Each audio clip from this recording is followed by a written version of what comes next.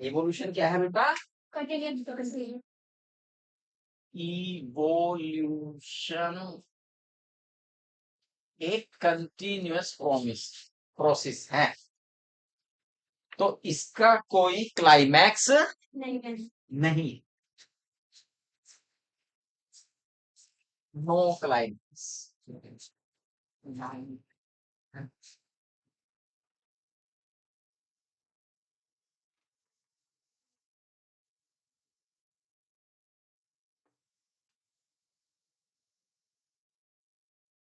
Evolution को यदि हमें चेक करना हो, देखना हो, तो कैसे देखें? पॉपुलेशन में देखें। किसमें देखें? पॉपुलेशन। इसलिए हमने कहा है यूनिट ऑफ इवोल्यूशन कौन है? पॉपुलेशन। यूनिट ऑफ इवोल्यूशन कौन है? पॉपुलेशन है।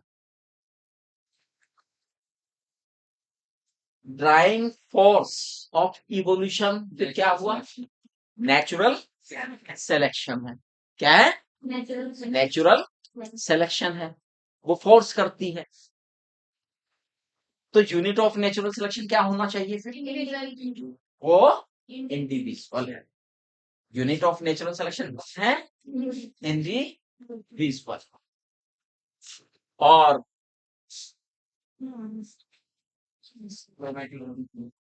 रॉ मटेरियल कौन है इवोल्यूशन के लिए? Variation.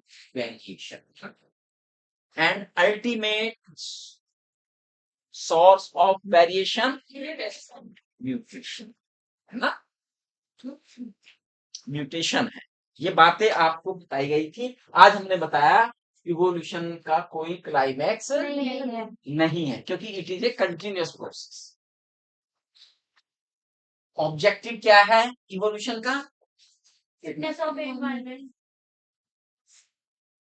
Fitness to feeding and breeding, feeding and breeding breeding.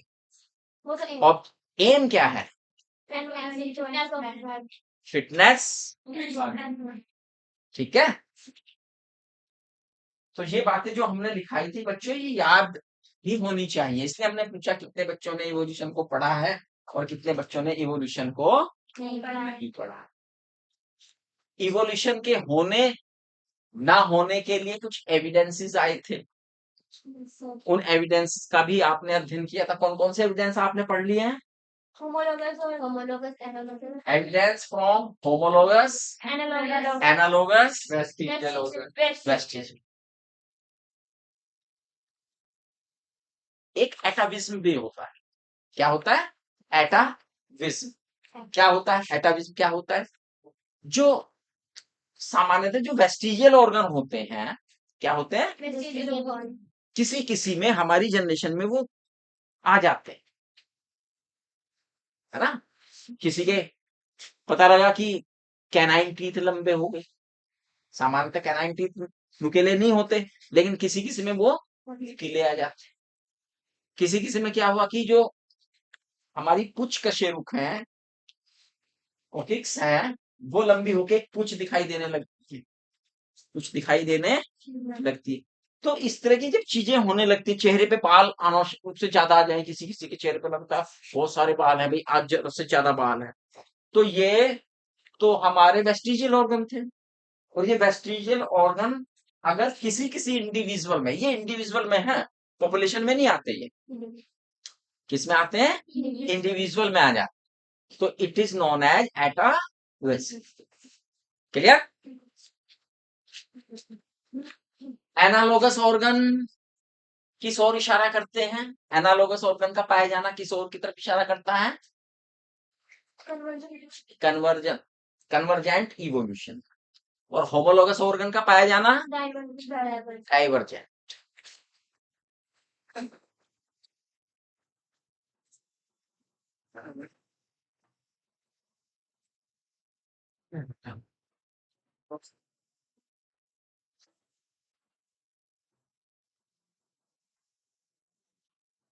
Insect के कुछ होमोलोगस ऑर्गन बता सकते हैं? इंसेक्ट्स में कोई एग्जाम्पल ले सकते हैं इंसेक्ट्स के होमोलोगस ऑर्गन का?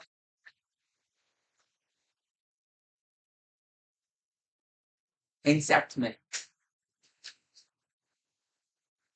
the mouth part, mouth part.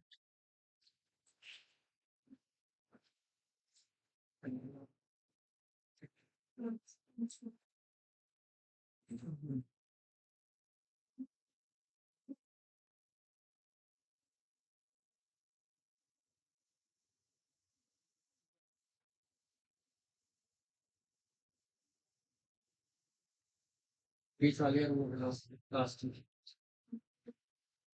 And इसने कहा कि इंसेक्ट्स में यदि हमें लेना है तो हम उनके माउथ पार्ट को ले सकते हैं। कॉकरोच और कॉकरोच, कॉकरोच पढ़ लिया आपने? कॉकरोच सब बच्चों ने पढ़ लिया? सब कोई ऐसा तो नहीं जिसने ना पढ़ा हो? पढ़ा है बेटा, आपने भी पढ़ा है कॉकरोच? पढ़ा ही नहीं कॉकरोच आज तक? ऐसा कैसे हो गया? तुमने पढ़ लिया बेटा कॉकरोच? तुमने भी नहीं पढ़ा? किसने भी नहीं पढ़ा कॉकरोच? आपने भी नहीं पढ़ा कुछ? नए बच्चे हैं। अच्छा, किसने किसने पढ़ा? इन बच्चों ने कॉकरोच को पढ़ लिया। अच्छा, कॉकरोच के माउथ पार्ट कैसे होते हैं? माउथ पार्ट की क्या विशेषता होती है? कॉकरोच अगर खाए पिएगा तो उसके माउथ पार्ट्स हैं, सही तो खाना पीना है, वहीं से तो शुरुआत करना है, तो वो कैसे होते हैं?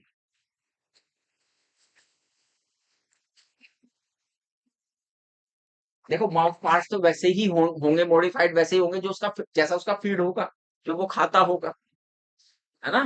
कितने देखा है कॉकरोच को खाते हुए कभी? चलो वो तो देखा नहीं होगा, पढ़ा तो है ना कॉकरोच? तो कैसे होते हैं बेटा? कल भी बताए थे ये। जी सर जी। जी सर मैं जी sir by biting and chewing, काटता है चीजों को और फिर च्यूइंग करता है, फिर खा जाता है, swallow कर जाता है। बाइटिंग एंड च्यूइंग, ठीक। इंसेक्ट का ही एक और प्राणी है, मॉस्किटो। कौन है? मॉस्किटो। मॉस्किटो के कैसे हैं?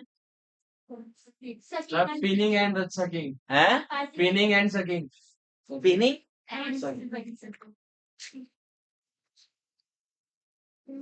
सबसे पहले मॉस्किटो क्या करता है? पिक ट्रिंग करता है, प्रिसिंग करता है, छेद करता है, भेदता है त्वचा को, और फिर उसके बाद करता है। सक करने में आप पता है फोर्स लगाना पड़ता है, सक करने में क्या लगाना पड़ता है? फोर्स। सकिंग और सिफोनस में यही अंतर होता है, एक में फोर्स लगाना पड़ता है, एक में फोर्स लगाना नहीं पड़ता। चलिए, number 3, honey bee. Honey bee के कैसे हैं? हैं? खाली लैपिंग नहीं सर जी, एक और बात।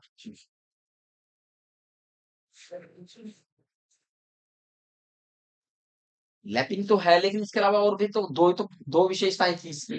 दूसरी क्या विशेषता थी? Chewing and lapping. च्यूइंग था, बाइट, बाइट तो नहीं करती, बाइट नहीं करती, स्टिंग करती, स्टिंग मारती। हमने खाने का पूछा है, वो तो दुश्मन से है।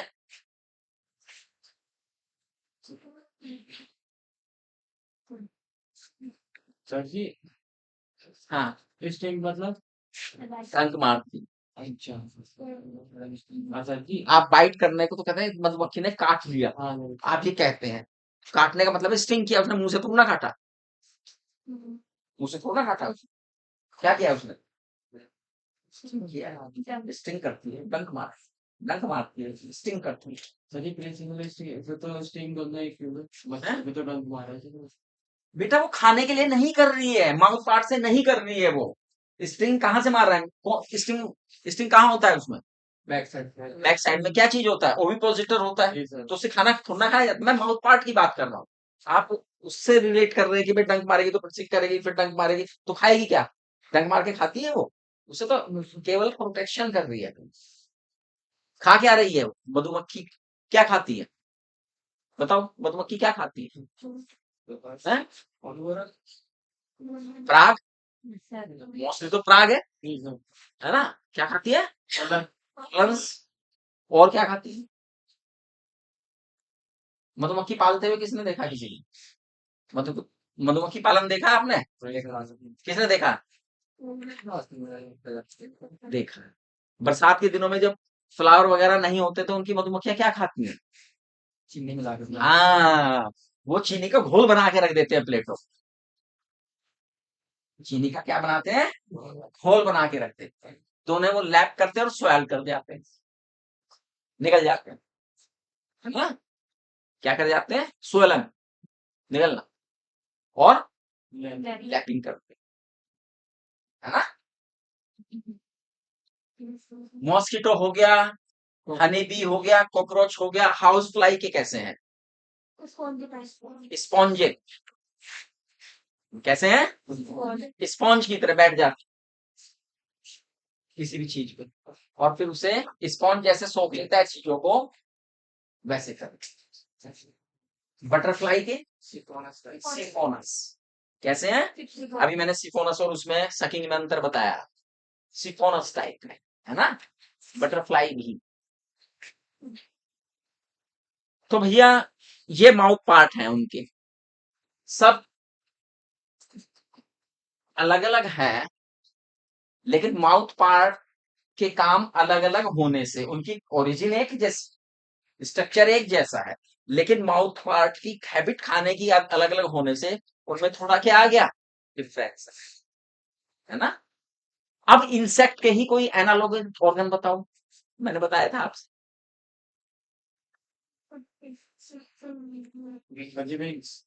नो, इंसेक्ट्स के आपस में दोनों इंसेक्ट्स ही उनके एनालॉगस ऑर्गन का उदाहरण बताओ, ये भी कल बताया था मैंने। Sting of honey bee and sting of Scorpio. बिच्छू का डंक और मधुमक्खी का डंक, दोनों का काम क्या है? काटना, काटते हैं डंक से, डंक मारना, डंक मारे जाते, घुसा देते हैं अपने पॉइजन, है ना? लेकिन क्या दोनों के जो स्टिंग है उनकी स्ट्रक्चर एक समान है? नहीं। मधुमक्खी का क्या है? कौन है डंक, कौन बनाता है? ओविपोस्टर। और स्कॉर्पियन में बॉडी सिगमेंट। स्कॉर्पियन देखा ना आपने? तो पीछे बॉडी के सिगमेंट होते हैं, पूंछ, और सबसे एंड में जाके वो डंक में परिवर्तित, सबसे एंड जो सिगमेंट है वो चेंज हो गया स्टिंग में, हुआ क्या नहीं हुआ? जी सर।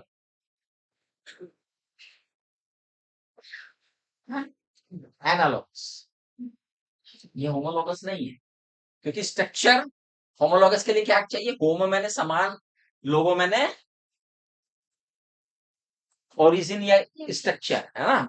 तो उनका ओरिजिन समान है, स्ट्रक्चर समान है, लेकिन काम अलग अलग है, जबकि एनालॉगस में काम समान है, structure differ, origin differ. Origin क्या है? क्लियर? चलिए, वेस्टिजियल ऑर्गन भी हमने बताए थे कल, हैं? बताए थे? अच्छा,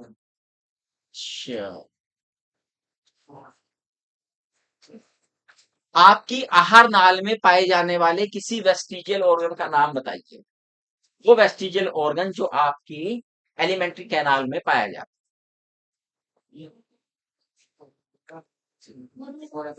vermi for appendix, large intestine और स्मॉल इंटेस्टाइन जहां जुड़ती है सीकम में, वहीं से एक छोटी सी संरचना निकलती है जिसे हम क्या कहते हैं? Vermi for appendix. It is vestigial in human being, कोई काम नहीं, है ना?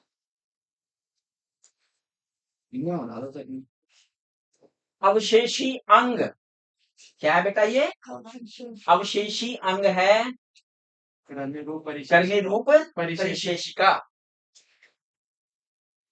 जो हमारी आहारनाल में पाई जाती है ना? आहारनाल में होती है बेटा।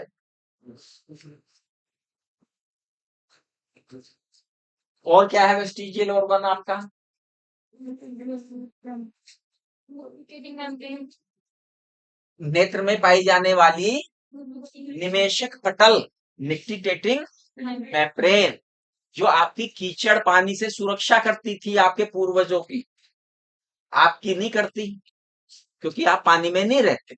आपने पानी में रहना बहुत पहले छोड़ दिया, इसलिए आपकी सुरक्षा नहीं करती वो, उसका काम नहीं रहा आपके शरीर में।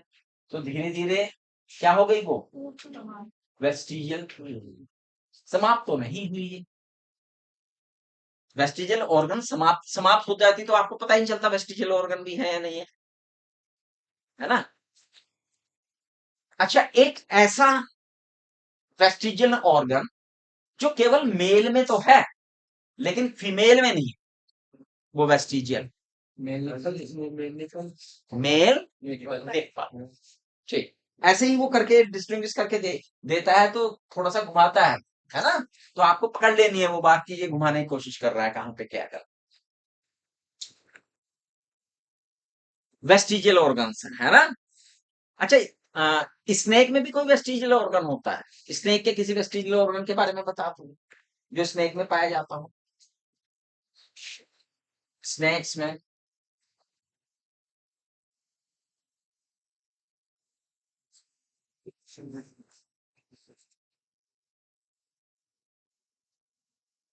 निक्टिटेटिंग मेम्ब्रेन स्नेक में नहीं होती, ध्यान से देखना, स्नेक बता देगा वो होती है नहीं होती है। अच्छा, स्नेक में क्या नहीं दिखता तुम्हें? हाथ पैर नहीं दिखते उसके, दिखते हैं, जबकि वो होते हैं उसमें, अवशेषी अंग है उसके कंकाल में, है वो अवशेषी अंग के रूप में, है ना। और और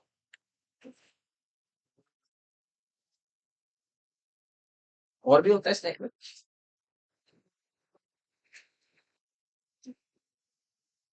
ग्रिप्स है, क्या है, ग्रिप्स, फसलियां ना, वो भी वेस्टिजियल ऑर्गन है। तो वैसे तो कॉकरोच में भी है, क्या है, कॉकरोच में भी वेस्टिजियल ऑर्गन है। कितने बच्चों ने कॉकरोच पढ़ा? पढ़ लिया इतने बच्चों ने, बता सकते हो कॉकरोच का वेस्टिजियल ऑर्गन कौन सा है?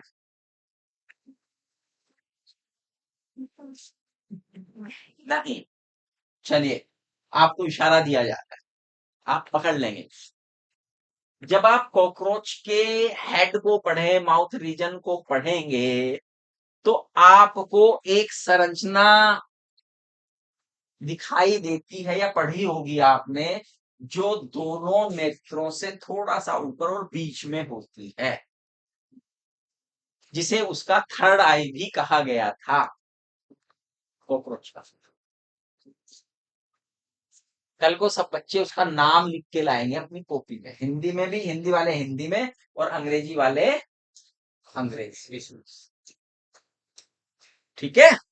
वो उसमें अवशेषी है, काम नहीं है उसका, दो ही तो नेत्र काम लेते हैं उसके, है ना, उसका काम नहीं। वेस्टिजियल हो, हर एक प्राणी में कुछ ना कुछ वेस्टिजियल ऑर्गन है ना, है ना। अच्छा बेटा, कद्दू देखा है, कद्दू? Yes, sir. कद्दू का पौधा भी देखा होगा आपने, देखा है? बेल देखी है कितने बच्चों ने देखी है कद्दू की बेल? उस बच्ची ने देखी, बस वही खड़ी हो जाएगी। प्राण ने भी देखी है, खड़े हो जा बेटा, इस बच्ची ने कद्दू की बेल देखी। और बोगेनविलिया भी देखा है? अरे गुलाबी गुलाबी फूल आते हैं, बहुत सारा होता है, हर जगह हो जाता है, कांटे वाला होता है, गुलाबी फूल रख के आते हैं, बोगेनविलिया। बोगेनविलिया नहीं देखा? कितने बच्चों ने देखा बोगेनविलिया? मैंने देखा हो, नाम नहीं पता, क्या पता देख लिया हो। अच्छा, आपने ऐसा एक झाड़ी नुमा पौधा देखा है जो गमलों में भी लग सकता है, तो एक बैलेंस रहता है, और क्यारियों में भी लगा देते हैं उसे, और उसपे गुलाबी रंग के बहुत सारे फूल आते हैं, आजकल तो बहुत आ रहे हैं उनपे, गुलाबी रंग का होता है, वैसे जनरली व्हाइट भी होता है, ऑरेंज भी होता है, येलो रंग के भी आते हैं, और भी रंग होते हैं, लेकिन मोस्टली गुलाबी रंग में हो। बोगेनविलिया नहीं देखा आप, बायोलॉजी के बच्चे हो, कभी कभी कंपनी गार्डन भी घुमाया करो, है ना, कभी कभी। और वहां पर प्लांट्स को देख लिया करो। देखो ये कद्दू तो आपके घर में उगा हुआ होगा, इस बच्ची ने भी देख लिया होगा, तुमने तो सर यहाँ देखा है, ये देखा है, हैं? देखा है। देखा है ना। हाँ, आजकल वही है जमाना। स्क्रीन तैयार हो जाएंगी आपकी, फिर हम भी थोड़े फॉर्म में और आ जाएंगे, है ना, फिर आपको ये दिक्कत नहीं रहेगी हाइपोथेटिकल सोचने की, देखा है। फिर आपको दिखा देंगे। हाँ यही है। बैठ जाओ बेटा। अच्छा अभी तो तुमने बोगेनविलिया देखा, आधी आधी चीज तो देख लिया है। ऐसा सत्संग के बाहर लगा के बोगेनविलिया सत्संग के बाहर लगा के रखे हैं सभी से। है सत्संग भवन होता है उसके बाहर लगा उसके बाहर, हाँ वो कुछ भी लगा लेते हैं, वो जनरली ऐसी चीजें लगाते हैं, तो पूरी दीवार पे फैला रहता है वो, है ना, फ्लावरिंग देता है पूरा, और बहुत रफ एंड टफ प्लांट है, पानी दो या ना दो कोई फर्क नहीं पड़ता उससे, इसलिए वो ऐसी जगह पे लगाया जाता है जहां देखभाल उसकी कम करनी पड़े। उसमें और कद्दू में के एक समान ना। होमोलोगस ऑर्गन है Yes, sir. है ना, तो क्या क्या होमोलोगस ऑर्गन है वो बेटा, नहीं पता? देखो इसे तो याद आ गई, इल्मा को भी याद आ गया। इल्मा क्या क्या है? Just one or tangents or something. Bougainvillea के तो थोम, One. कांटे, और कद्दू लौकी जो जितने भी कुकर बिटे हैं ये इनके टेंडर, ये आपस में क्या है? बैठो। क्या है? ऐसा नहीं कि होमोलोगस ऑर्गन जो है केवल एनिमल्स में है, वो प्लांट्स में भी, जो प्लांट्स में जब पढ़ेंगे आप, प्लांट वाले सर पढ़ाएंगे आपको, मैडम पढ़ाएंगी तो और बताएंगी वो, आप और एग्जाम्पल भी बता देंगी आप, है ना, ये है। चलिए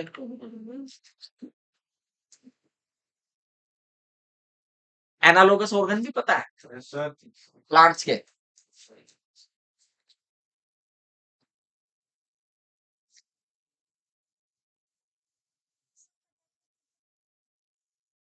पोटैटो एंड स्वीट पोटैटो क्या है? And look at the organ. कई सिस्टम का नाम थोड़ी पार्ट दिया पोटैटो मॉडिफाइड स्टेम है या रूट है, और स्वीट पोटैटो मॉडिफाइड, और कांटे देखे हैं? कांटे आपने प्लांट्स में कांटे देखे हैं? किस किस में देखे हैं? गुलाब में देखे होंगे कांटे आपने, नींबू में आपने कांटे देखे हैं, बोगेनविलिया में तो अभी बताए, बबूल में देखे हैं आपने कांटे, कैक्टस में कांटे देखे हैं आपने, हैं? क्या ये सारे कांटे ओरिजिन में एक जैसे हैं? ओरिजिन में एक जैसे, आपने पढ़ा होगा कि कौन सा कांटा कहाँ से क्रिएट होता है, कहाँ से, लेकिन काम एक ही कर रहे हैं। काम क्या कर रहे हैं? प्रोटेक्शन का कर रहे हैं। काम क्या कर रहे हैं? प्रोटेक्शन का कर रहे हैं, नहीं तो क्या हो गए वो? क्या हो गए? Analogous organ. समझ में आ गई बात या नहीं आई? अच्छा चलिए इतना हिस्सा भी आपको समझ में आ गया, कैटालॉगी आ गई। एक कनेक्टिंग लिंक भी शायद हमने बताया था, बताया था कनेक्टिंग लिंक, वो बच्चा लाल कमीज पहने बैठा है,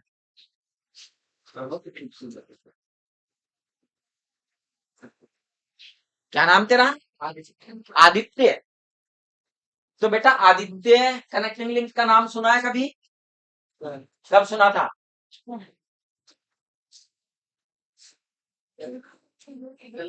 कल से पहले नहीं सुना था, कल तो सुन लिया ना, कोई बात, ये तो और भी अच्छी बात है, आपने ताजा ताजा सुना है। क्या होते हैं कनेक्टिंग लिंक? कनेक्टिंग लिंक क्या होते हैं? इधर भी आ जाया करो, ये सीटें खाली पड़ी रहती। मैं सबसे पूछता हूँ, पीछे वालों से ज्यादा पूछता हूँ। नहीं पता कनेक्टिंग लिंक क्या है? आदित्य को नहीं पता है।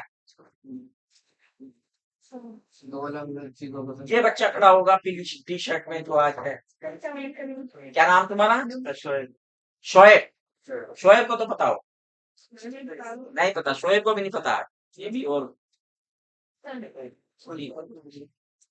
फरहान तुम्हें पता है? अच्छा, हम तो कल तुम्हारी तारीफ कर रहे थे। अच्छा, कितनों को पता है? अब तो यहाँ पे बात आई। ये देखो, ये बच्ची अभी आई, 1 मिनट पहले भी नहीं हुआ और इसने एकदम प्रश्न सुनते एकदम हाथ खड़ा कर दिया। हाँ, क्या होते बेटा, ये बताएगी, तूने बहुत दिनों से नहीं कुछ बताया। बीच की कड़ी बीच की कड़ी, Yes, sir. उन्हें कनेक्टिंग लिंक क्या देंगे? नहीं सर, यानी कि चावल और दाल डिफाइन क्या करेंगे, डिफाइन क्या करेंगे, डेफिनेशन क्या देंगे?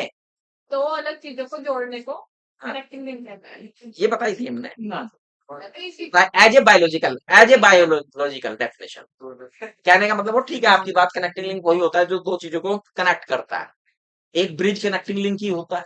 लेकिन अलग अलग चीज यहाँ पर हमने एज ए बायोलॉजिकल अगर हम देखें कनेक्टिंग लिंक को, तो हमने किसे कहा कनेक्टिंग लिंक? वो कौन बताएगा?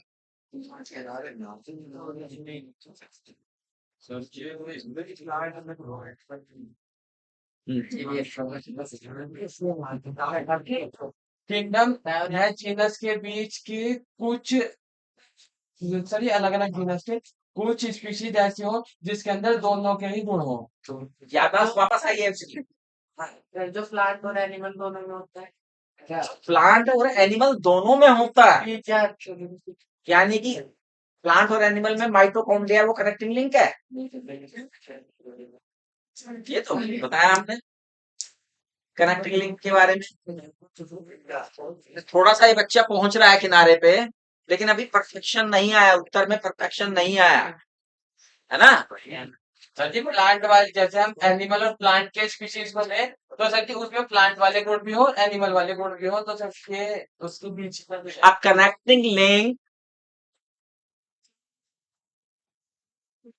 is an organism having the characteristic of different classes. यहाँ पे क्लासेस का मतलब वो वाली क्लास नहीं है, you can say different groups, यानी एक ऐसा जीव बैठिए जिसमें विभिन्न समूहों के लक्षण होते हैं, अलग अलग समूहों के लक्षण एक में ही हो, ऐसे जीव को हम कनेक्टिंग लिंक कहते हैं। जीव तो कह दो उससे पहले, ऐसा ऑर्गेनिज्म है वो जिसमें अलग अलग समूहों के लक्षण निहित है ना, उसे कनेक्टिंग लिंक है। कुछ उदाहरण भी पता होंगे आपको कनेक्टिंग लिंक के। सर जी कितने बच्चों को उदाहरण पता है कनेक्टिंग लिंक के? 1 2 3 4 5 6। कोई एक एग्जाम्पल बताओगे? युगलीना, इस बच्चे ने एक एग्जाम्पल बताया कनेक्टिंग लिंक का, युगलीना। एक जना एग्जाम्पल बताएगा, एक दिन एक जना वो बताएगा ये किस किस के बीच में कनेक्टिंग लिंक है। इस बच्चे ने नाम बता दिया, ठीक है, ये connecting link Sir, plant and animal. किस किस के बीच में है? हाँ, सर प्लांट नहीं ये कनेक्टिंग लिंक है बिटवीन दो अलग अलग किंगडम हो गए, है ना? एक है प्लांट्स और दूसरे है एनिमल। बिल्कुल ठीक है, पहला कनेक्टिंग लिंक बिल्कुल सही गया। बैक और कोई कनेक्टिंग लिंक किसी को याद है? हाँ है, प्रोटोस्पोंजिया।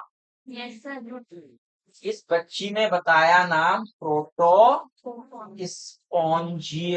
ये भी एक कनेक्टिंग लिंक है। नहीं, हाँ, किस किस के बीच में है ये? दो अलग अलग फाइलम, प्रोटोजोआ एंड कोरियोफेरा। अच्छा, प्रोटोजोआ की क्या खास बात होती है?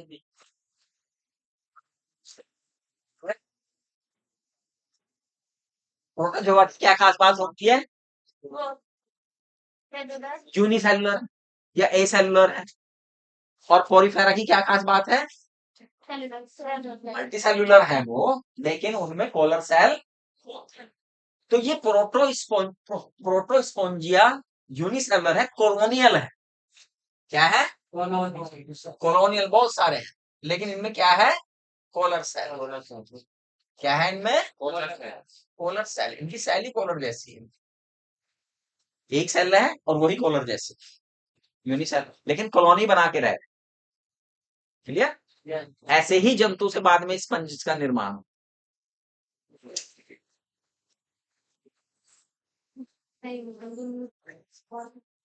Melanoglossus.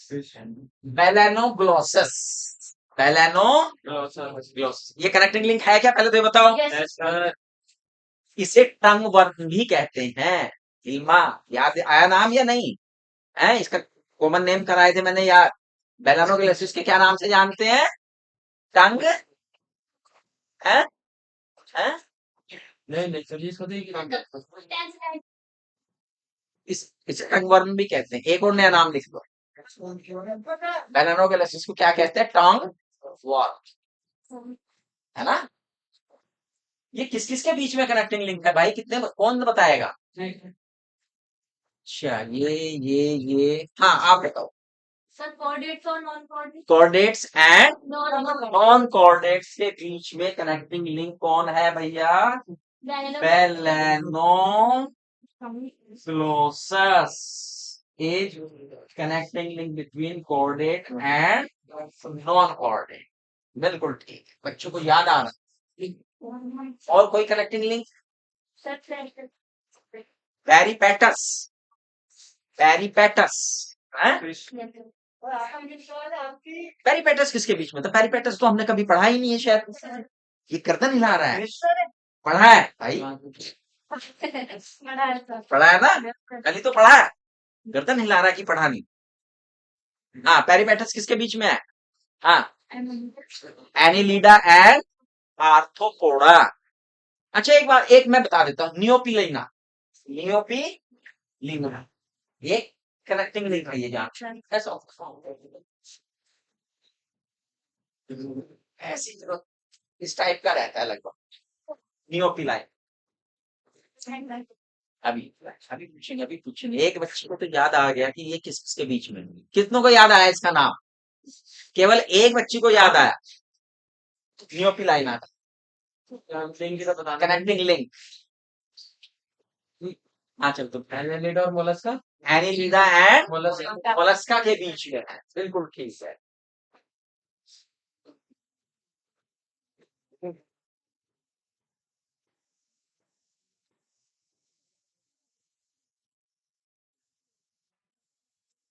मोलस्का के बीच। और कोई कनेक्टिंग लिंक याद आ रहा है? Sir ji, lungfish.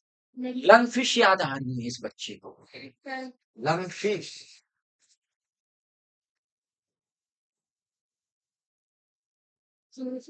lungfish are also called uncles of amphibians, uncle of amphibians. Lungfish को क्या कहते हैं बच्चा? Uncle of amphibians. एम्फीबियंस के अंकल हैं ये। अंकल छोटा ही होता है।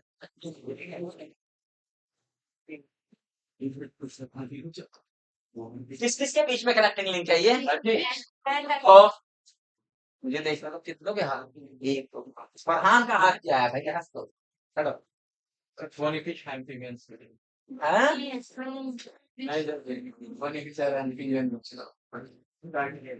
Cartilaginous fish, lung fish. अच्छा, लंग है इसमें, ऐसी फिश जिसमें लंग हो जाए, ये तो देख के ही पता लग जाता है कि किस किस के बीच में होने वाला है। ये फिश है वो और लंग्स है उसमें, उससे पता लग जाता है, अंदाजा हो जाता है। बायोलॉजी थोड़ी सी पढ़े हो तो कौन कौन से फाइलम को जोड़ेगा ये। हाँ, सर ये फिशेस फिशेज एंड एम्फीबियंस। भैया फिश तो वो है ही, फिशेज हो गया। लंग्स तो मछलियों के बाद अगला वर्ग तो एम्फीबिया का ही है, जिसमें लंग्स आए हैं, तो इसलिए फिश एंड एम्फीबियंस के बीच में है लंग फिश। ठीक है,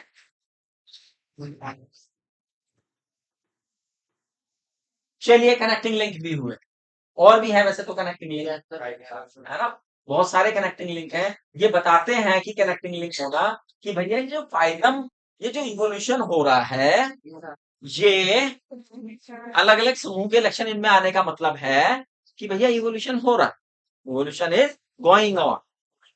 अच्छा, इवोल्यूशन जो है वो ऐसे होता है क्या?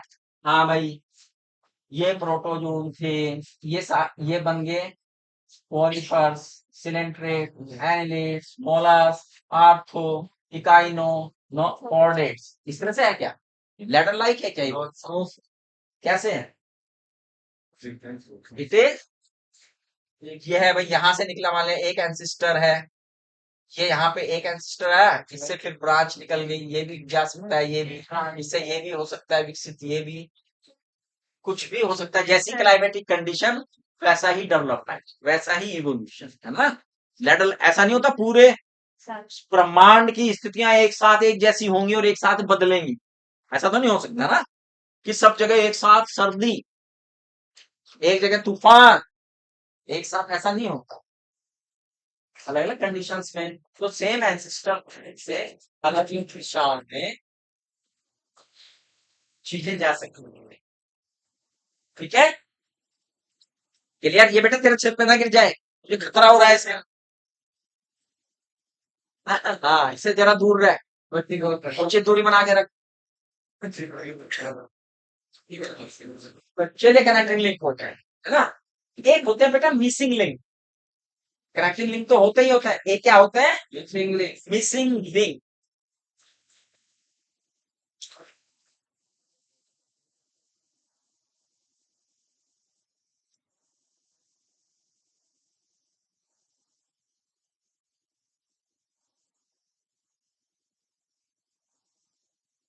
कनेक्टिंग लिंक और मिसिंग लिंक में कोई अंतर बता सकता है बच्चा मुझे कि मिसिंग लिंक क्या होता है? कहीं पढ़ा हो मिसिंग लिंक के बारे में?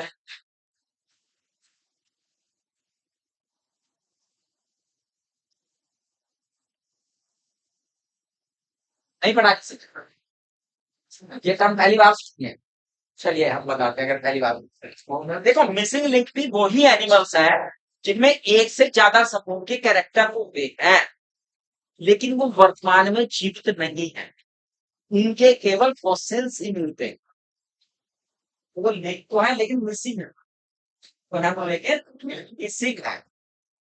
जैसे आर्कियोप्टेरिक्स एक मिसिंग लिंक का एग्जाम्पल, आर्कियोप्टेरिक्स एक मिसिंग लिंक का एग्जाम्पल है। अब आर्कियोप्टेरिक्स नहीं पाया जाता, लेकिन उसमें दो अलग अलग समूह के कैरेक्टरिस्टिक हैं, अभी पढ़ेंगे हम आर्कियोप्टेरिक्स के बारे में, है ना।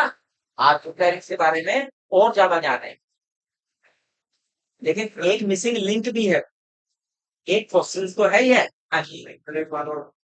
हाँ, मिसिंग लिंक वो एनिमल्स होते हैं जिनमें एक से अधिक समूह के कैरेक्टर होते हैं, but they are not alive, they are extinct. ये जितने भी कनेक्टिंग लिंक है ये जिंदे हैं, जुगलीना जिंदा है। आ जाओ आगे बैठ जाओ।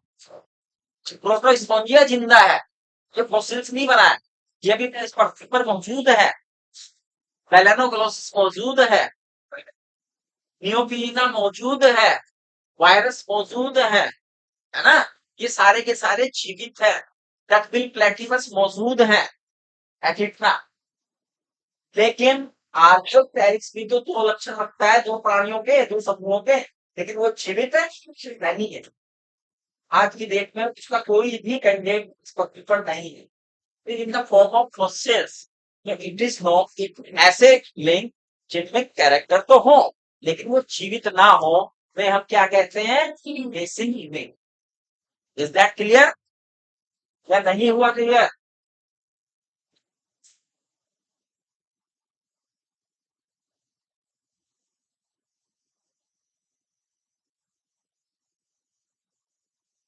चलो, जब फॉसिल्स की बात हो ही रही है, जीवाश्मों की बात हो ही रही है, तो evidence from fossils, evidence from fossils, और इसमें हम आर्कियोटाइप्स को पढ़ेंगे बहुत अच्छी तरह से। फॉसिल्स क्या होते हैं? जीवाश्म क्या होते हैं? किसी को पता है जीवाश्म किसे कहते हैं, फॉसिल्स किसे कहते हैं? नाम सुना था? जी सर जी। पेलिएंटोलॉजी। तो क्या होते हैं फॉसिल्स, कौन बताएगा? हाँ, तुम एग्जाम बता लेते हो यार, ये उदाहरण चाहिए। एक ऑस्किलेटर में मिलना कोई इधर आ जाना बचना, स्केलेटन का मिलना आया, इस चीज को मिट्टी में दबाया सर जी, एविडेंस पिछले सही ऑर्गेनिज्म के अवशेषों का मिलना जो पहले जीवित प्राचीन काल में दिखे थे परंतु अब लुप्त हो चुका है। अच्छा हाँ, यानी body remain body remain mould impression compression. है ना।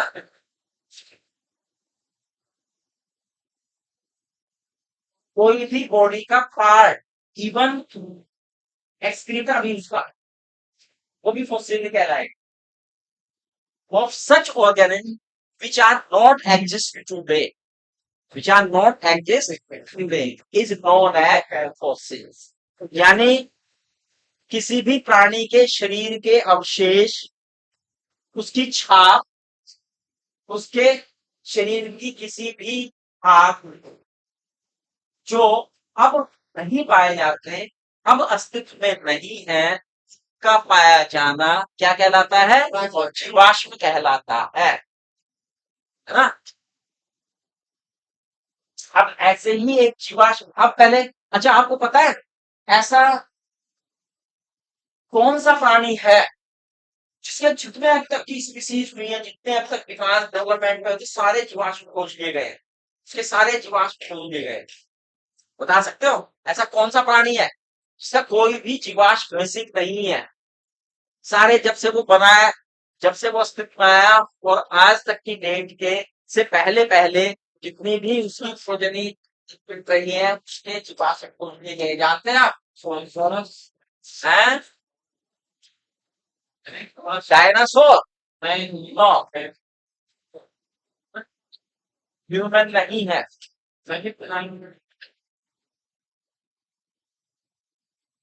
ऐसा प्राणी है हॉर्स, घोड़ा। कौन है? हॉर्स। याद रखिए इसे, हॉर्स।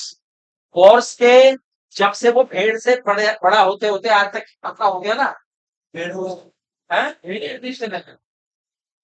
मैंने भेड़ की, मैंने कहा भेड़ कितना होगा, भेड़ कितना था, जब से वो भेड़ जितना था और आज की डेट तक आते आते उसके जितने भी जीवाश्म हैं सारे के सारे खोज लिए गए हैं। उस आधार पर हम इसके इवोल्यूशन की कहानी को डेफिनेटली कॉन्फिडेंटली बता सकते हैं कि भाई होर्स यहाँ से शुरू हुआ तो यहाँ पे आया, लेकिन उससे पहले जीवाश्म खोज की गई। निश्चित रूप से वो इक्वस तो नहीं होगा, इक्वस तो नहीं होगा। जैसे हम होमोसैपियंस हैं, तो होमोसैपियंस की अगर खोपड़ी मिल जाए तो हम उसे जीवाश्म नहीं कहेंगे, ये कह देंगे।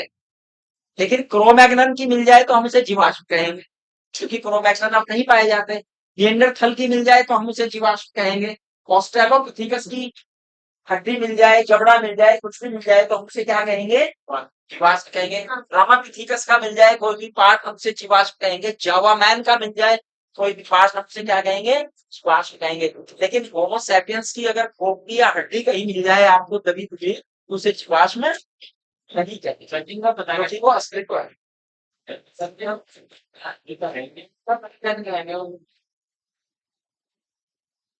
ये बच्चा कह रहा है इनका पता कैसे लगाएंगे, ये उनकी है। उन्हें नाम किसने दिया है? अरे भैया क्रोमैग्नन नाम किसने दिया उन्हें? किसने दिया है? कुछ कैरेक्टर देखे तो कहा भाई ये कैरेक्टर है इसमें, तो ये क्रोमैग्नन है। ये कैरेक्टर है तो ये निएंडरथल है। ये कैरेक्टर है तो ये ऑस्ट्रेलोपिथेकस है। कोई चीज मिलेगी तो कैरेक्टर से मिलान करेंगे। ये किससे कैरेक्टर मिल रहे हैं? इसके होमो सैपियंस से मिल रहे हैं, क्रोमैग्नन से मिल रहे हैं, ऑस्ट्रेलोपिथेकस से मिल रहे हैं, रामापिथेकस से मिल रहे हैं, जावा से मिल रहे हैं, इस मानव से मिल रहे हैं। किससे मिल रहे हैं? जिससे मिल रहे हैं तो उसका जीवाश्म। ठीक है, मैंने ही डिसाइड किया साइंस। चलिए, तो भैया एक ऐसा ही, तो मैंने कहा कि एक ऐसा जीवाश्म, घोड़े के सारे जीवाश्म मिल चुके हैं, तो हम घोड़े की पूरी इवोल्यूशनरी हिस्ट्री को जानते हैं। घोड़े की पूरी इवोल्यूशनरी हिस्ट्री को जानते हैं, कैसे कैसे धीरे धीरे उसकी अगली टांगे चलती चली गई, चलती चली गई, चलती चली गई। अब वो अपनी एक उंगली पे भागता है। कितनी उंगली पे भागता है घोड़ा? जानते हो आप? एक उंगली पे भागता है घोड़ा। हैं? घोड़ा कितनी उंगली पे भागता है? पैर की एक,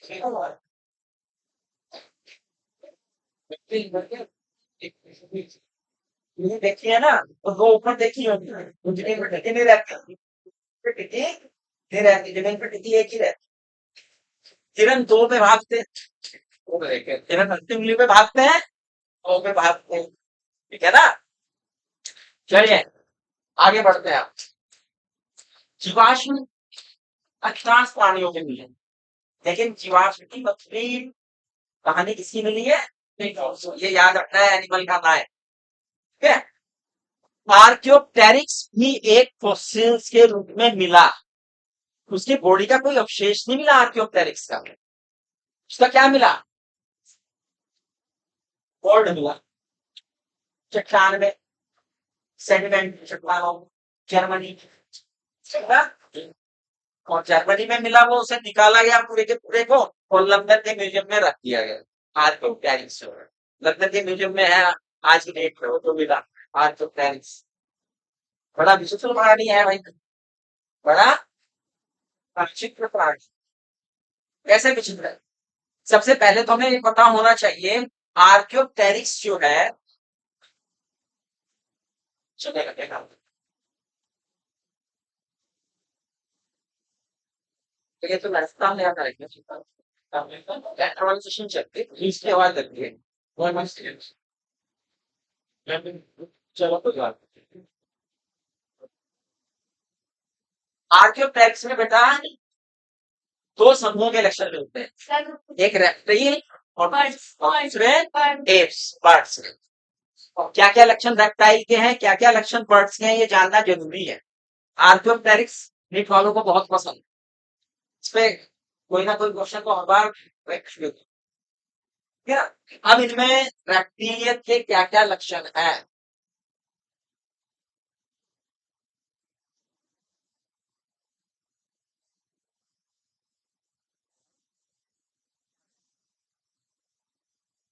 पहला लक्षण, पहला कैरेक्टरिस्टिक जो इस पे देखी गई, इनकी जो बोन्स है ना, वो ह्यूमेरस नहीं, हड्डियां जो है खोखली नहीं है, जैसे कि पक्षी की होती है, हवा भरी रहती है ना पक्षियों की में, इनकी सॉलिड। अब सॉलिड हड्डी होना तो एव्स का लक्षण नहीं है, किसका है? रेप्टिलियन का है, तो मैमल्स का भी, लेकिन यहाँ किसका रेप्टिलियन है? रेप्टिलियन है, एव्स के तो हम रेप्टिलियन कहेंगे इसे। पहला लक्षण तो क्या है कि हड्डियां सॉलिड, वो ह्यूमेरस नहीं है, पहला करेक्ट, ठीक है। दूसरा,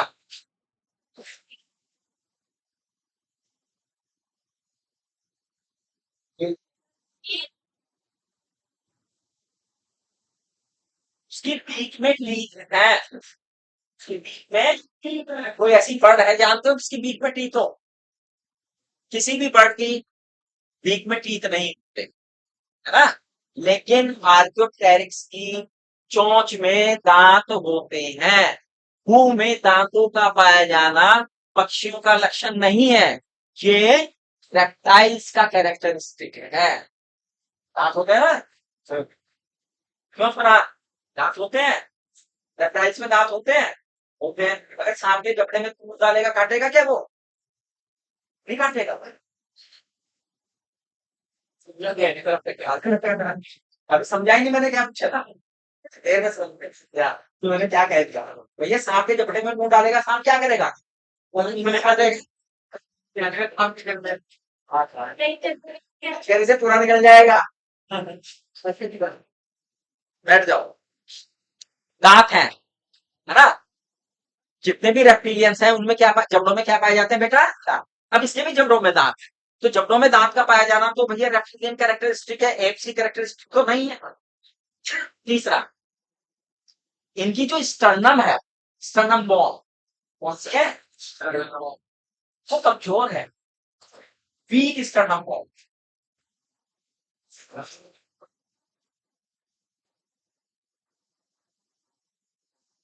जबकि पक्षियों की स्टर्नम बोन तो नुकीली होती, कील होती है, क्योंकि इस पे मसल्स जुड़े होते हैं, फ्लाइट मसल्स जो है जुड़े रहते हैं, इसलिए मजबूत होती है। लेकिन इनकी स्टर्नम बोन क्या है? तो कमजोर स्टर्नम बोन किसका लक्षण है?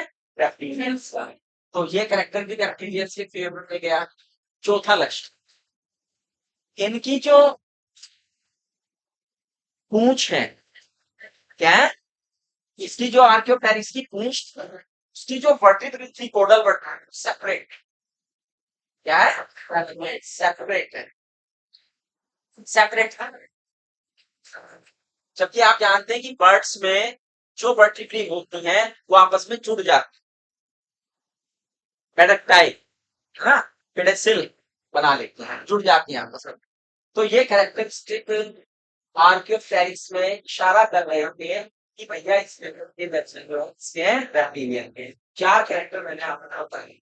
Number 1, Solid bond, solid. Number 2, number 3 sternum, number 4 कोडल वर्टिब्री क्या है? सेपरेट है, आइसोलेटेड है, सेपरेट है, अलग अलग है। ठीक, अब ऐसे ही कुछ लक्षण इनमें बर्ड्स के भी होंगे।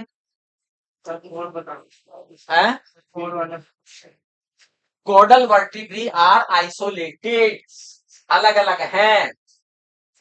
ये एक वर्टिब्री, ये दूसरी वर्टिब्री, ये तीसरी वर्टिब्री, ये चौथी, ये पांचवी, इस तरह से ये सारी की सारी फ्यूज्ड नहीं हुई है, फ्यूज्ड नहीं है, जैसे बर्ड्स में होती हैं।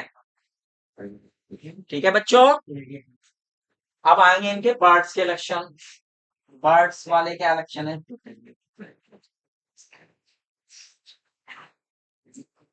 नंबर 1, इनकी बॉडी पर फेदर पाए जाते हैं। क्या पाए जाते हैं?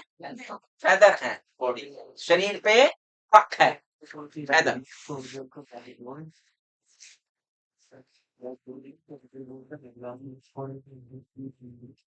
नंबर 2,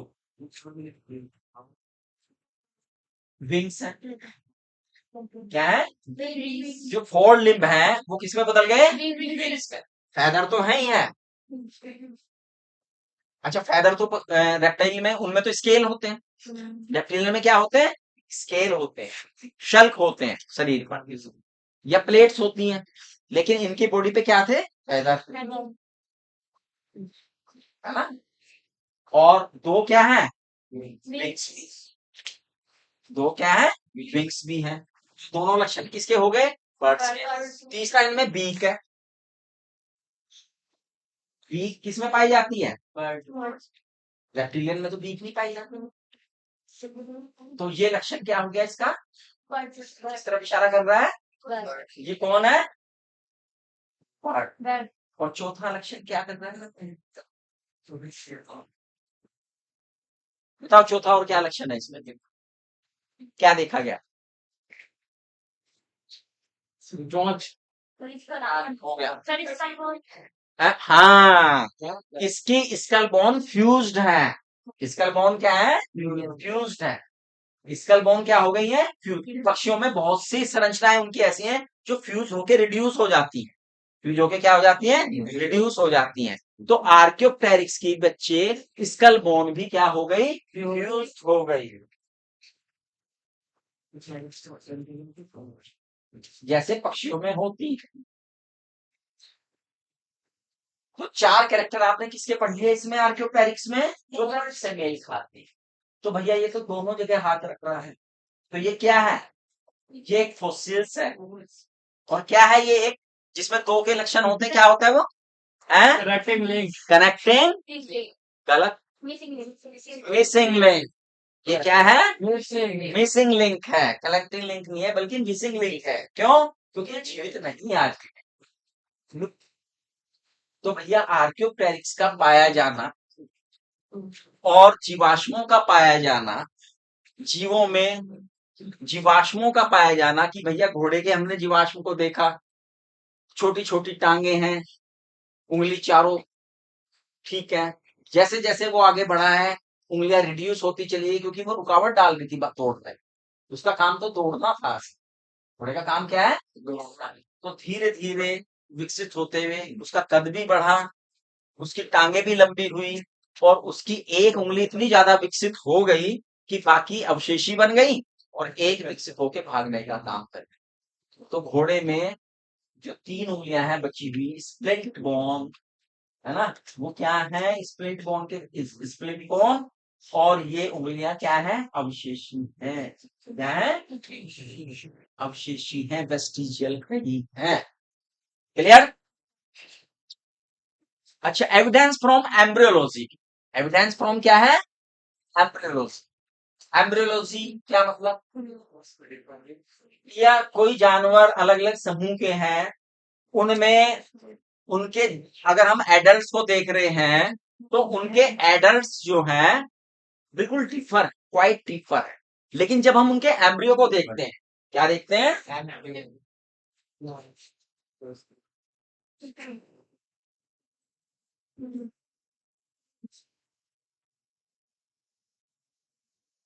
जब हम उनके एम्ब्रियो को देखते हैं, चाहे वो एम्ब्रियो भैया मछली का हो, चाहे वो एम्ब्रियो एम्फीबियंस का हो, चाहे रेप्टिलियंस का हो, चाहे बर्ड्स का हो, चाहे मैमल्स का हो, एक पॉइंट को पकड़ते हैं हम सबसे पहले।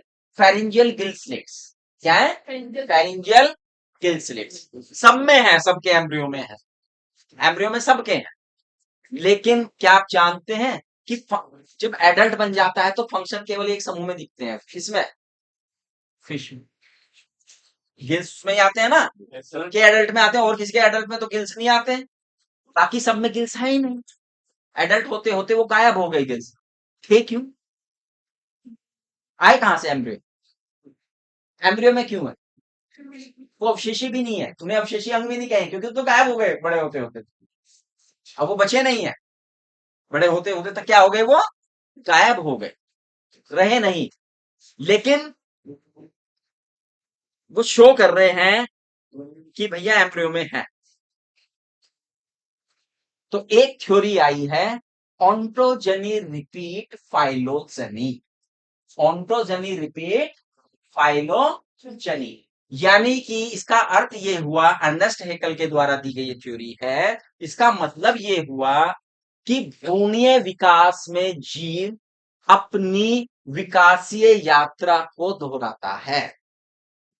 जो उसकी डेवलपमेंट इकोलॉजिकल यात्रा है, वो उसे दोहराता है। एक मैमल्स में फेरिंजियल गिल स्लिट का कोई काम नहीं है, लेकिन जहां से वो आया है, एक कॉमन एंसिस्टर उसके जल में रहने वाले प्राणी रहे हैं। जल में रहने वाले प्राणियों से अगर वो विकसित हुआ है, तो वहां पर तो गिल स्लिट्स ही काम करते होंगे। वो उसमें अब भी है, उसके एम्ब्रियो में वो डिमार्केशन शो कर रहे हैं। इट मीन्स कि इवोल्यूशन होता है। इवोल्यूशनरी हिस्ट्री होते होते कुछ कैरेक्टर ऐसे होते हैं जो केवल उसके जीवन के प्रारंभिक काल में ही दिखाई। Is that clear? समझ में आई ये बात या नहीं आई? फेरिंजियल गिल स्लिट का केस समझ में आया नहीं? भाई किसी में अगर कोई चीज बननी नहीं है तो उसके भ्रूण में है क्यों? उस मॉडल में क्यों है, जिस मॉडल में जो नया मॉडल तैयार होगा उसमें जरूरत ही नहीं है उसकी। तो क्योंकि हमारा मॉडल ऐसा नहीं होता। हमारा मॉडल तो डीएनए भैया, जीन जो कहेगा उससे रिप्रेजेंट होंगे, है ना। जीन का थोड़ा भी हिस्सा अगर बचा होगा उसमें तो वो डिमार्केशन करेगा, लेकिन वो फंक्शनल जीन नहीं है। वो जीन फंक्शनल नहीं है उसके कैरेक्टर का। जब फंक्शनल जीन नहीं रहा वो, तो ठीक है, वो आएगा और समाप्त हो जाएगा। आएगा और वो समाप्त हो जाएगा। तो पहले तो वो बिल्कुल रहा होगा।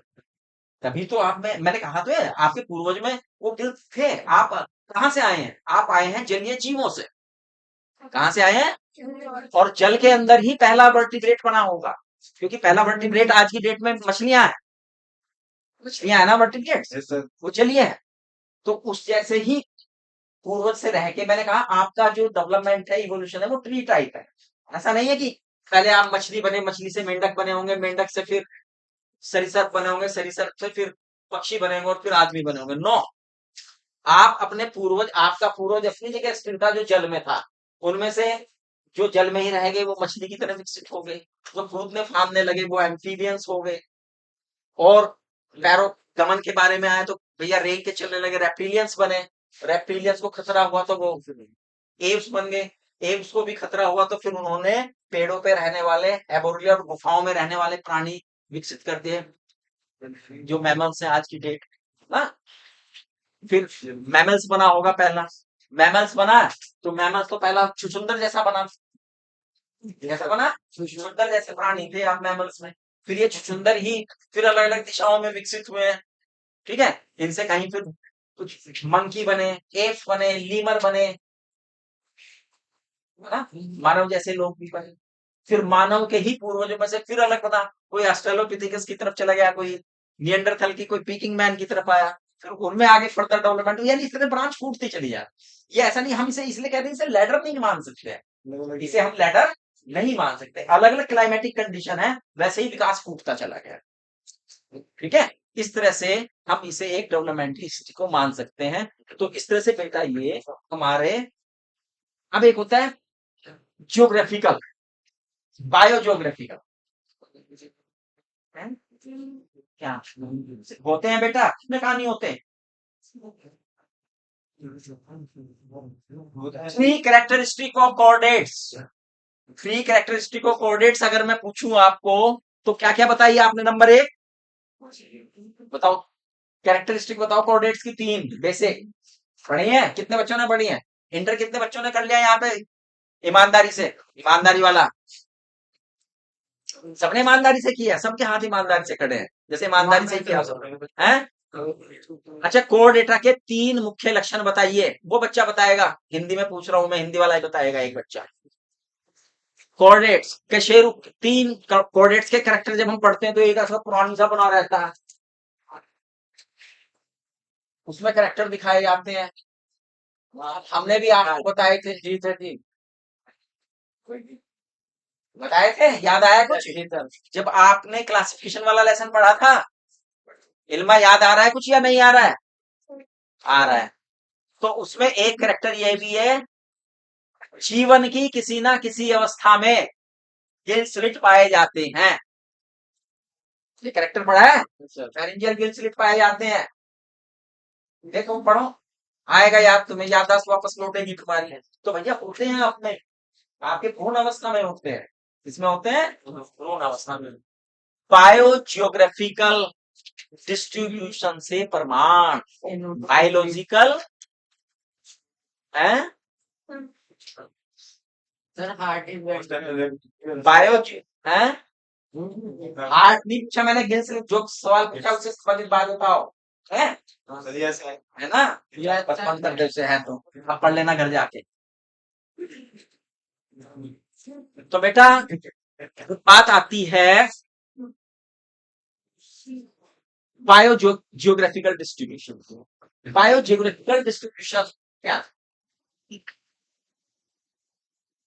जब ये पृथ्वी बनी ना, तो इस पे आप देखते हैं, आज देखते हैं एशिया महाद्वीप, ऑस्ट्रेलिया महाद्वीप, यूरेशिया देख रहे हैं, अमेरिका देख रहे हैं, अंटार्कटिका देख रहे हैं, तो ये पृथ्वी पहले ऐसी थी, क्या थी ये, सब एक साथ मिला हुआ समझो,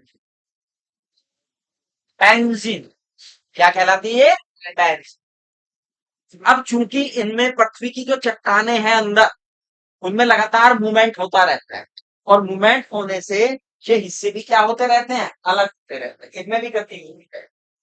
फिर पोर्फियोजोइक एरा, पोर्फियोजोइक एरा में जो लगभग 350 मिलियन ईयर एगो की बात है, ये हिस्से अलग हुए, और ये साइंटिस्टों के द्वारा 6 रैल्फ में बांट दी गई, 6 बड़े बड़े भागों में बांट दिए गए, ये भागों में बांट दिए गए 6।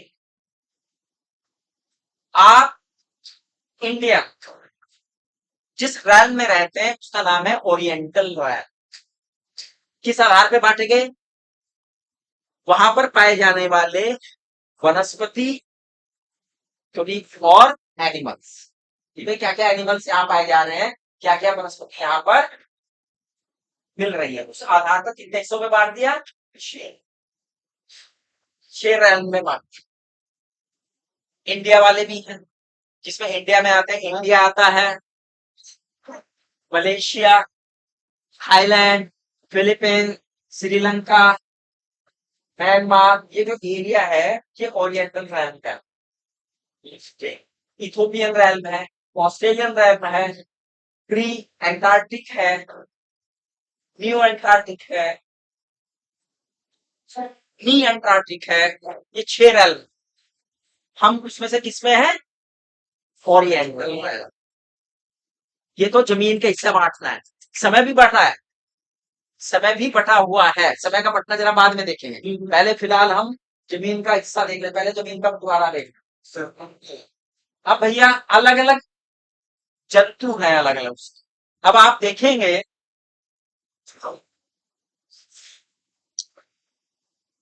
हाथी जो है केवल अफ्रीका में है और इंडिया में।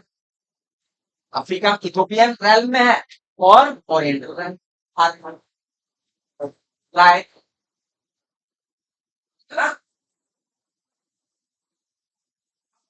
दूर है, अफ्रीका हमसे इतना दूर है, तो हाथी वहां और यहीं क्यों? हाथी वहां और यहीं क्यों? लायन वहां और यहीं क्यों? एनवायरमेंट तो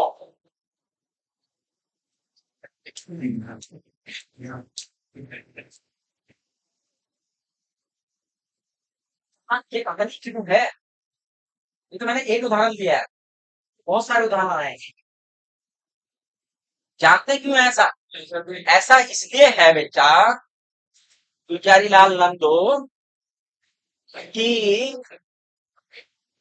ये अर्थ का हमने कहा है ड्रिफ्ट हुआ। अर्थ क्या है? बटी है। अर्थ क्या है? और फिर हिस्से दूर दूर हुए हैं। तो वो हिस्सा जिस हिस्से में हाथी शेर वगैरह रहते थे, उस हिस्से की ड्रिफ्ट अलग अलग हो गई। कुछ हिस्सा चला गया भैया अफ्रीका के, कुछ हिस्सा रह गया इधर। उसके साथ प्राणी भी ड्रिफ्ट करते हैं। आज की डेट में भी हो रहा है ड्रिफ्ट का मामला, जानते हैं आप? अफ्रीका में, अफ्रीका में नहीं हो रहा, इंडिया में भी हो रहा है। आप जानते हैं हम जो है लगातार धीरे धीरे धीरे धीरे धीरे हिमालय की से मिलते जा रहे थे। हिमालय से क्या होते जा रहे हैं? हाँ, मिलते जा रहे हैं। ये रिफ्टिंग चल रही है, लेकिन ये प्रोसेस भी स्लो। और हमने कहा ये तो मिलियन ईयर्स की बात है। मैंने कहा चल रहा है, ये हमसे चलेगा।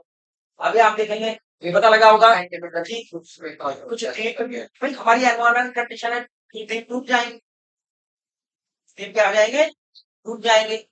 बांग्लादेश में एक द्वीप है, वो लगभग डूबने वाला है, पूरा द्वीप ही डूबने वाला है ना। अब तो चूंकि आदमी चालाक हो गया, तो भैया द्वीप डूब रहा है तो वहां की वनस्पति वजह संरक्षित कर रहा है, संरक्षित कर रहा है। आदमी तो बच ही जाएगा, प्राणी, लेकिन वनस्पतियां कितने संरक्षित करेंगे? तो वही छोड़ नहीं है। तो ये हमेशा चलता रहता है, शीशा टूटता है, ऊपर हट जाता है तो दूर चलता है, ये कहानी चलती रहती है। उसी के साथ वहां के जो फ्लोरा एंड फ्यूना है वो भी अलग अलग होता है। वो भी क्या होते हैं? अलग अलग। क्लियर? एक आपने कन्वर्जेंट डेवलपमेंट इवोल्यूशन की बात करी थी, है? और एक डाइवर्जेंट, दोनों बातें की हैं आप, है? अब एक चित्र खोलिए अपनी किताब जिसमें ऑस्ट्रेलिया के विभिन्न मार्सुपियन दिखाए गए हैं। ये नहीं, इससे पहले वाली।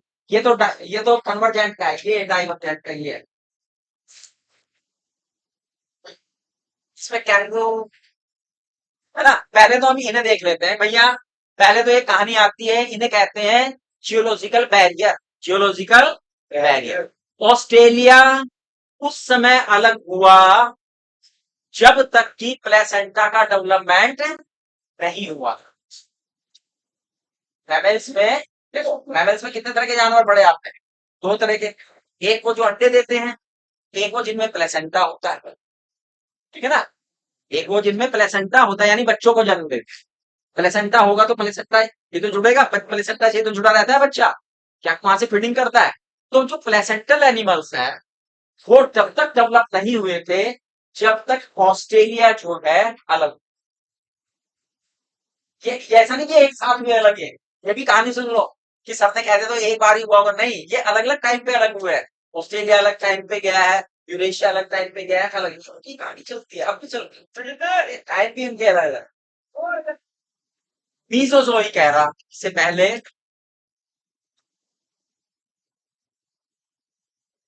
ऑस्ट्रेलिया अलग।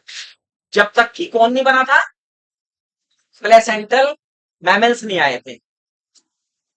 अब ऑस्ट्रेलिया में जितने मैमल्स थे वो दो तरह के रह गए। आपने मैमल्स को देखा होगा, कितने प्रकार के हैं, कितने ग्रुप है, कौन कौन से, प्रोटोथीरिया है, प्रोटोथीरिया है, थीरिया, प्रोटोथीरिया है, ठीक है। प्रोटोथीरिया वो है जो अंडे देते हैं, और थीरिया कौन है, जो बच्चे देते हैं। थीरिया को फिर दो भागों में बांटा है, मेटाथीरिया है, यूथीरिया। मेटाथीरियंस वो हैं जिनमें एक थैली होती है, अविकसित बच्चे को जन्म देते हैं, और लेकिन वो अविकसित होता है, उसे प्रोटेक्शन की जरूरत होती है, तो उसे पेट के अंदर ना रख के बाहर एक थैली में रखा जाता है। और फिर उसके बाद एडवांस है यूथीरियन जिन्हें कहते हैं, जो एक विकसित बच्चे को ही जन्म दिया जाता है। ये तीन ही ग्रुप है। तो मैंने कहा है प्लेसेंटल एनिमल्स विकसित नहीं हुए थे, ठीक। तो रह गए इसमें बचे हुए कौन, मार्सुपियन एंड प्रोटोथीरियन। अब चारों तरफ समुद्र है, प्लेसेंटल एनिमल जहां पहुंच गया उसने प्रोटोथीरियन को खत्म कर, उसने प्रोटोथीरियन को क्या कर दिया, समाप्त कर। अब चूंकि ऑस्ट्रेलिया में बैरियर आ गया था, चारों तरफ समुद्र था, यहाँ पे प्लेसेंटल एनिमल नहीं पहुंच पाए, हम नहीं पहुंच पाएंगे, तो वो बचे रहे, वो बचे रह गए। इसलिए ऑस्ट्रेलिया में ही केवल मार्सुपियन एंड प्रोटोथीरियन पाए जाते हैं। पहला तो हुआ पॉइंट, ठीक। अब कंडीशन एक होते हुए भी, एक समूह होते हुए भी अलग अलग तरह के मार्सुपियन है। एक चित्र देखिए, मैंने कहा था एक चित्र अपनी बुक में देखिए, दिखाई दे रहा है, इसमें बहुत सारे जानवर गोलाई में बने हुए दिखाई दे रहे हैं, कौन कौन है उसमें, जरा नाम बताओ, हैं? एक मिनट जल्दी जल्दी मत करो,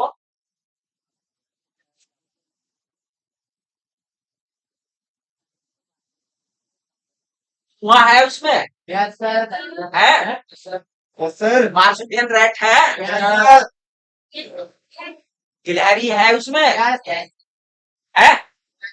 है गिलहरी भी है, दिख रही है,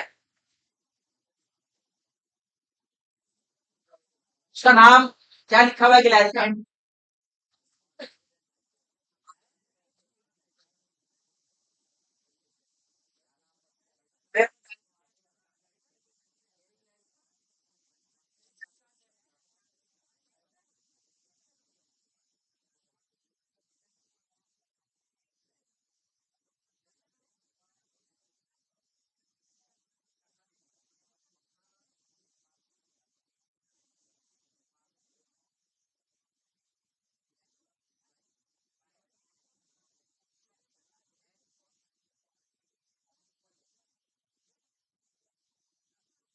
एक चमगादड़ जैसा प्राणी बना हुआ होगा इसमें, यस सर, है ना, एक चमगादड़ जैसा प्राणी बना होगा, यहीं से चमगादड़ का कॉन्सेप्ट आया है, फ्लाइंग सुगर ग्लाइडर, हाँ सुगर ग्लाइडर, क्या नाम है इसका, सुगर ग्लाइडर। अच्छा, और बड़ा जानवर देखो, है लॉक्टॉप्स भी है, और कैंगरू तो सबसे बड़ा है, कैंगरू तो सबसे लंबा मार्सुपियन है, सबसे बिगेस्ट मार्सुपियन कौन है, कोयला भी है, कोयला। तो अब मैं कहना क्या चाह रहा हूं भैया, अब कहना क्या चाह रहा हूँ ये सुनिए जरा, इसमें मैं बताना क्या चाह रहा हूँ, या आपको एनसीईआरटी क्या बताना चाह रही है, एनसीईआरटी बताना चाह रही है कि भाई ऑस्ट्रेलिया तो बहुत पहले आइसोलेटेड हो गया था, वहां पे मार्सुपियन डेवलप हुए, तो भाई क्या जरूरत थी इतने अलग अलग तरह के सबके मार्सुपियन डेवलप करने की, एक ही तरह का होता, सारे मार्सुपियन कैंगरू ही होते, ये सुपर ग्लाइडर ही होते, अलग अलग क्यों होते, जब एक ही समूह से संबंधित हो और उनके कैरेक्टर अलग अलग हो लेकिन काम एक ही हो,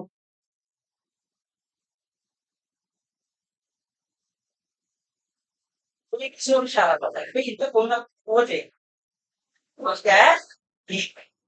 सबका क्यों, वैसे तो अलग अलग हो गए, क्या हो गए, अलग अलग चले गए, लेकिन इन ये सारे के सारे मार्सुपियन है। सारे के सारे कौन है? इट मीन्स सारे के सारे मार्सुपियन है। इसका मतलब है ये डेवलपमेंट की कौन सी दिशा को बता रहे हैं? डाइवर्जेंट और कन्वर्जेंट। डाइवर्जेंट बता रहे हैं। क्या बता रहे हैं? डाइवर्जेंट दिशा में ये बता रहे हैं। ठीक है, क्लियर होगी ये बात? अब इससे अगला पन्ना खोलिए। एक लिस्ट बनी हुई हो, एक तरफ एक एनिमल, दूसरी तरफ दूसरा एनिमल। हाँ, जरा ज्यादा खुश मत हो, ये सब नाम याद रखने हैं आपको। मैं सोच रहा हूँ, हाँ, जितने दोनों लिस्टों के हर एक का नाम आपको याद होना चाहिए। गर्दी और गर्दी क्यों इसलिए होना चाहिए, वो एक तरफ का जानवर देगा और दूसरी तरफ उसका एनालॉजी बता दो। है नहीं, उसका एनालॉजी कौन है ये आपसे पूछेगा। एक तरफ तो एक एनिमल दे दिया और दूसरी तरफ क्या दे देगा? उसका एनालॉजी बताओ कौन है। अब आप को याद होगा तो आप एकदम सही पे टिक करेंगे, याद नहीं होगा तो आप ढूंढते रहेंगे कि क्या क्या लगाऊं क्या लगाऊं। तो जरा इसमें पढ़िए एक तरफ, तो सब बच्चे एक जिसकी आवाज बुलंद हो, इसकी आवाज बुलंद है, नीचे से पढ़ना शुरू करता है। तो नीचे की तरफ से पढ़ना शुरू कर। पहले देखो, एक तरफ है मार्सुपियल, सुनो, एक तरफ मार्सुपियल है, इसमें कौन कौन है? दो। एक तरफ कौन है? एक तरफ मार्सुपियल है और दूसरी तरफ प्लेसेंटल मैमल है। तो जो इस यहाँ डेवलप नहीं हुआ है, जो ऑस्ट्रेलिया में डेवलप नहीं हुआ है, अलग दूसरी जगह पे डेवलप हुआ है। ठीक, दोनों अलग अलग जगह पे डेवलप हुए हैं। बोलिए, नीचे से पढ़ना शुरू कर या ऊपर से पढ़ना शुरू कर दो। पहले मार्सुपियल पढ़, फिर उसका प्लेसेंटल पढ़। मार्सुपियल मोल, एक मोल, मोल कहते हैं छुचुंदर। मोल क्या होती है? छुचुंदर। हाँ, और उसके सामने मोल, खाली छुचुंदर जो आपके घरों में होती है। एक प्लेसेंटल है, एक मार्सुपियल है। ठीक, दोनों का समूह एक ही है, लेकिन कैरेक्टर फर्क। चलिए, numbat anteater, anteater, numbat anteater, और दूसरी तरफ कौन है? Anteater. खाली आंट ईटर। देखो, आंट ईटर के साथ आंट ईटर, एक मार्सुपियल आंट ईटर है और एक प्लेसेंटल आंट ईटर है। चलिए, मार्सुपियल माउस, माउस है, माउस चूहा है ना, और चूहा कैसा भी होता है? सिर्फ चूहा आपके घर में पाया जाता है ना। और एक वो भी होता है चूहा जो अपने बच्चों को किसमें रखता है? पाउच में रखता है, थैली में रखता है, मार्सुपियल में रखता है। चलिए नेक्स्ट,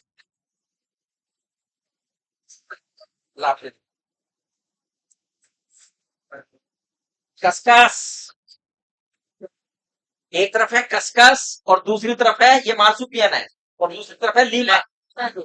तो कस्कस का एनालॉग कौन है बेटा? लीमर। लीमर ऐसे याद रखना है, फ्लाइंग मैचिंग याद रखनी है, यानी ये क्या रखनी है? मैचिंग आपको याद रखनी है। ठीक है, कल सब बच्चे इस मैचिंग को बहुत अच्छी तरह से याद करके आएंगे। अगर नहीं आए तो कल आपको दंड दिया जाए, दंड दिया जाए। हैं? हाँ, अब सुनिए बात, सीधे हो जाओ। अब दो बात सामने निकल के आए, दो बात सामने निकल के ये आई है बेटा कि दो तरह के इवोल्यूशनरी को हम पढ़ रहे हैं, एक कन्वर्जेंट और एक डाइवर्जेंट। इसे हमने कल भी जाना था, आज और एग्जाम्पल लेके इसे और ज्यादा क्लियर किया गया है।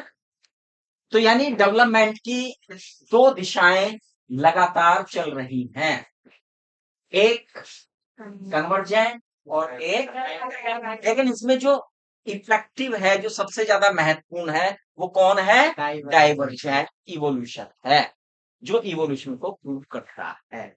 Is that clear? Yes, sir. इसमें कोई बात एक आ जाते हैं अब बायोकेमिकल एविडेंस। क्या आ जाते हैं बेटा? Biochemical evidence. आप कहेंगे बायोकेमिकल में क्या है जी? सब कोशिकाओं के बने हैं, इससे क्या पता लग रहा है ना? सब में कोशिकाएं। कोशिका में क्या होता है? प्रोटोप्लाज्म। प्रोटोप्लाज्म में क्या है? हैं? प्रोटोप्लाज्म में क्या है?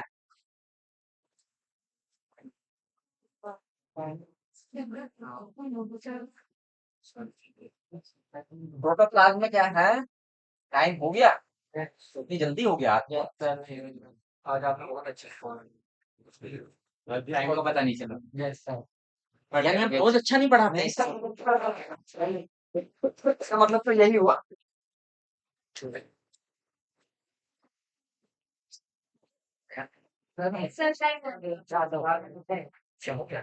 चलो छोड़ देंगे, अभी छोड़ने वाले हैं बस। अब थोड़ा सा आ गया तो भूमिका तो बना ही दो, कल को थोड़ी सी मेहनत कम करनी पड़ेगी, वरना कल भूमिका बनाने से शुरू करना पड़ेगा, एंड पे लाना पड़ेगा। देखो ध्यान में क्या रहे बायोकेमिकली में, भैया केमिकली तो हम असली सारा खेल तो केमिकल्स का लोचा है। सारा लोचा किस चीज का है? केमिकल्स का ही मान के रख लो। आपकी बॉडी में जो सब कुछ है ना, सारा का सारा केमिकल है। केमिकली ही आप बने हैं। क्या बने हैं? बने हैं नहीं? अच्छा तो कैसे, ये बात कैसे कह सकते हो आप केमिकली बने हैं?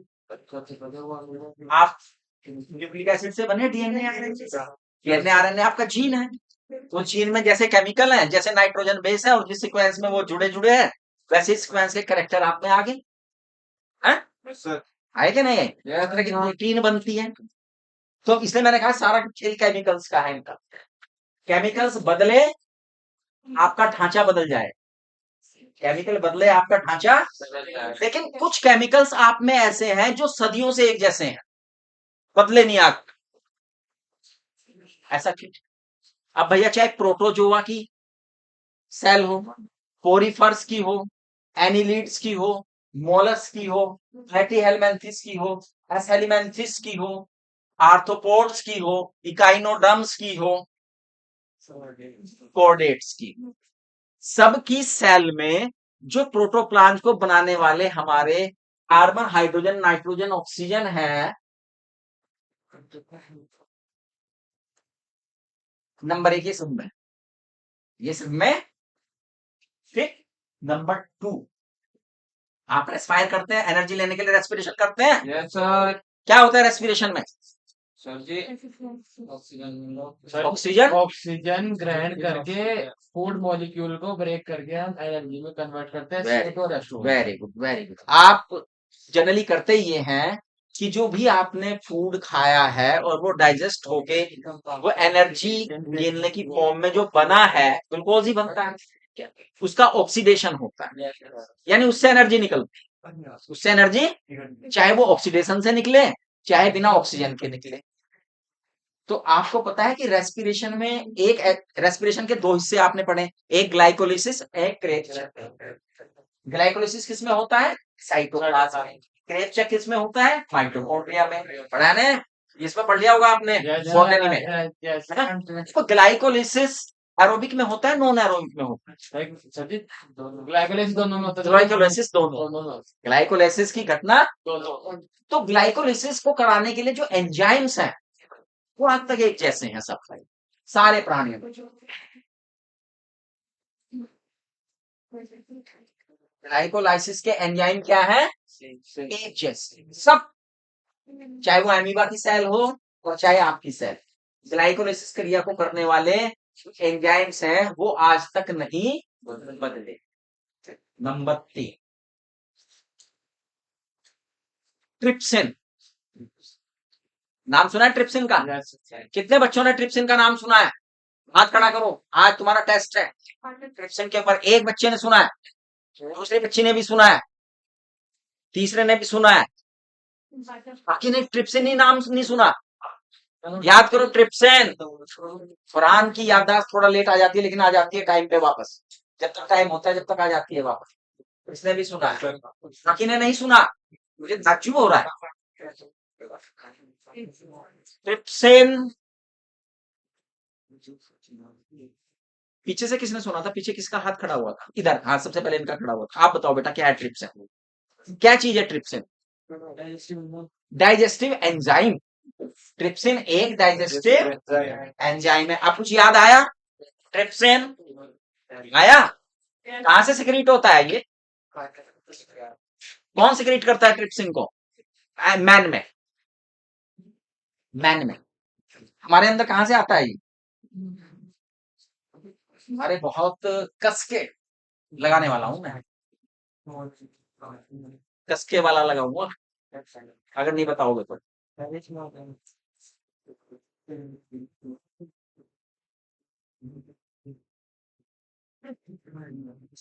साइलेंट है। ट्रिप्सिन कहां से? नीलिमा तू उस टाइम पे आई थी तो तू आई, तेरे लेक्चर बहुत छूटे हैं मेरे।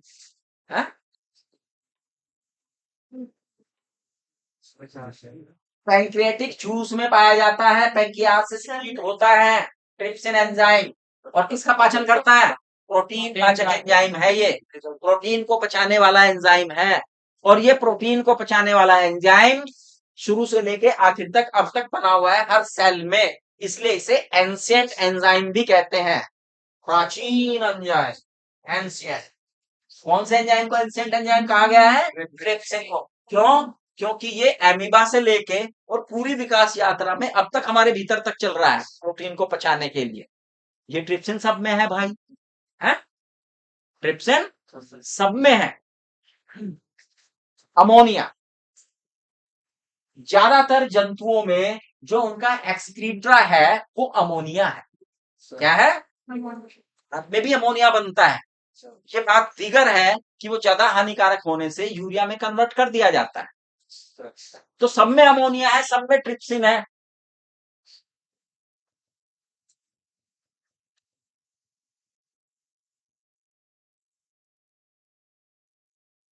सब में एमाइलेज है।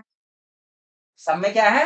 एमाइलेज क्या है बताओ? जहां जरा सा नाम इधर उधर अंग्रेजी सा आया तुम फैल जाते हो, एकदम फैलने लगते हो। अमाइलेज भी एक एंजाइम है जो शुगर को डाइजेस्ट करता है ना? इसको डाइजेस्ट करता है, शुगर को डाइजेस्ट करने वाला एंजाइम है। अमाइलेज सब में एक है। तो भैया ये जितने वर्टिब्रेट्स हैं, जितने उनमें एनर्जी का स्रोत तो एटीपी है, लेकिन सेकेंडरी स्रोत जानते क्या है? Creatine phosphate. इनमें वर्टिब्रेट्स में, और नॉन वर्टिब्रेट्स में आर्जिनिन फॉस्फेट। क्रिएटिन फॉस्फेट और नॉन वर्टिब्रेट्स में कौन है? अच्छा हाँ यार, ये तो मुझे ठीक है, मैं तो पूरा ही लेक्चर शुरू कर दिया तुम्हें, इंट्रोडक्शन कहा था मैंने, चले कोई बात। ठीक है बच्चों, तो इनका पाया जाना, यानी यहीं से मैं बात खत्म कर दूं कि भैया इनका पाया जाना ये सिद्ध करता है कि इनका पूर्वज कभी ना कभी एक रहा है। तभी तो इनका केमिकल जो कॉम्बिनेशन है वो भी अभी तक वैसा ही बना हुआ है ज्यादातर, जो कि इनका एंशिएंट टाइम से है। तो इट मीन्स ये बहुत सॉलिड पुख्ता सबूत है इवोल्यूशन को प्रूव करने का, इवोल्यूशन हो रहा है। Is that clear? Thank you. थोड़ा सा पढ़ना है, ये शिकायत मेरी हमेशा रहती है आपसे। एक अच्छे स्टूडेंट बन जाओ। कैसे बनोगे? पढ़ के, याद करके। पढ़ के नहीं, पढ़ के कोई नहीं बना, याद करके ना। पढ़ते हाँ पंकज